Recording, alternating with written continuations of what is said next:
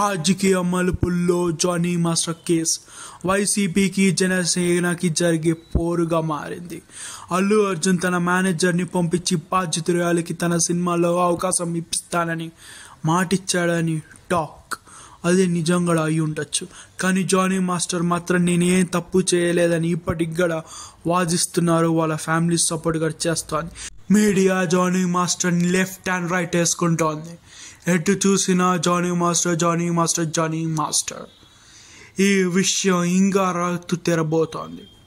ఒకవైపు ఝాన్సీ గారు ప్రెస్ మీట్లో బాధ్యతరాలు సఫర్ అవ్వకూడదని, తనకు అవకాశాలు దొరుకుతున్నాయని చాలామంది ప్రొడ్యూసర్లు, డైరెక్టర్లు, హీరోలు అవకాశాలు ఇస్తామని చెప్పారని చెప్తున్నారు.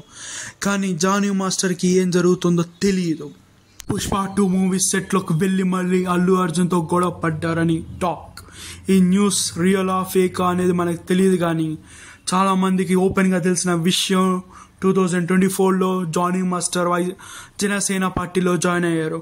ఈ పొలిటికల్ యాంగిల్తో ఈ విషయం ఇంకా రాటు తెరబోతోంది. జనాలు మాత్రం దీన్ని 2 విధాలుగా చూస్తున్నారు. కొంతమంది జానీ మాస్టర్ వైపు ఉంటే, కొంతమంది బాధ్యతల వైపు ఉన్నారు.